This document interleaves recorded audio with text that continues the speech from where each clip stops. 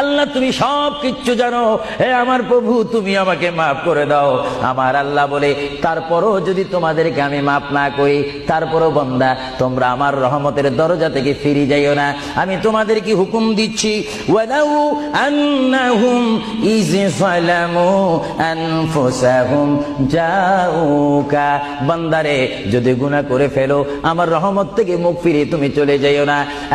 বান্দা, আকাশ পরিমাণ যদি গুনাহ করো, পাতাল পরিমাণ যদি গুনাহ করো, সাগরের পানি পরিমাণ যদি গুনাহ করো, পাহাড় তুলনায় যদি তুমি গুনাহ করো, আমার দরবার থেকে তুমি নিরাশ হইও না। বান্দা, আমি তোমাকে একটি রাস্তা পাঠাই দিচ্ছি, একটি পথ তোমাকে আমি দেখাই দিচ্ছি। সেই পথটি কোন পথ তোমরা জানো? ওয়ালাউ আন্নাহুম ইয যালামু আনফুসাহুম জাউকা, বান্দারে যখন তোমরা বরবাদ হয়ে যাবে তখন তোমাদেরকে একটা পথ আমি তোমাদেরকে দেখাই দিলাম।